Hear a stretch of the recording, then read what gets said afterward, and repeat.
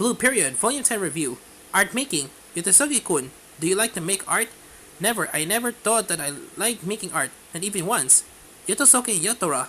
Yotosuke, after Shatobi replied to Yatora's direct question, retreats into his habitual seclusion, but Yatora, being Yatora, is feeling considerable guilt and regret at having confronted him.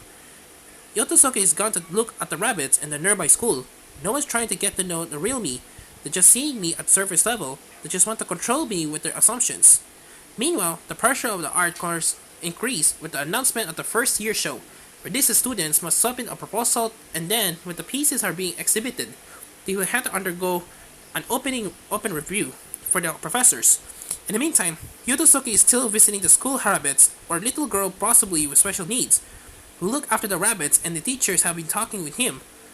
This gives him a very different perspective of the issues that are troubling him in his smothering home life, and eventually he finds the courage to properly talk with Yatora, admitting it's like I became an adult without actually growing up. As Yotosuke admits that he envies Yatora his ability to get on with other people so easily, Yatora finds himself suggesting to do an all-nighter in Shibuya, and is then horrified when, to his surprise, Yotosuke agrees, but Yatora, outgrown short on funds and good guy that he is, plans a number of activities that would put too much straight on his wallet, including visiting an exhibition of the artwork done live on TV by young star artist Konatsu Uno, which just happens to be the guest lecturer while attending their first year art show, for which he's still done absolutely nothing. What comes of the all-nighter? Does it provoke any dramatic changes in the way the two young artists regard their work in each other? Whatever happens, the first year show is looming nearer, and work has to be prepared to be displayed and exposed to the live critical appraisals and academic staff, and that's going to be tough. In many ways, Blue Period's 10th volume is as much about Yotosuke as Yatora, and he struggles to discover who he really is, and assert himself as an individual. Apart from the stiff links relationship he's in with his older parents, Yatora is also an only child still living at home, but his relationship with his parents seems much more relaxed. His parents don't treat him like a schoolboy, and seems to have accepted that he has a life of his own to lead.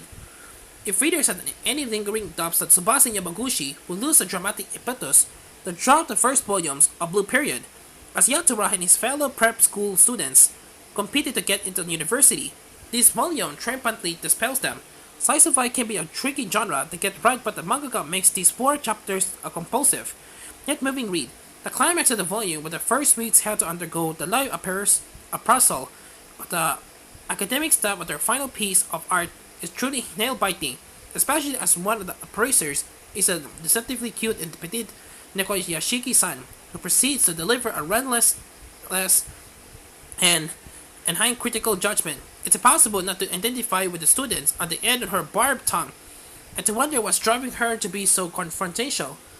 And if this sounds too off-putting, the all-nighter and Shibuya with Yotosuke and Yatora is a wonderfully awkward, embarrassing, life-enhancing read, and all these scenes, and especially the people, are brought to life with Yamaguchi's quirky, original, eye-pleasing graphic style. Her art, whether her inspiring hues of color, foregrounding her with bright color pages introducing Stroke Chapter 40, including a stunning chrome yellow double spread, are distinctive and meaningful portrayals of her characters.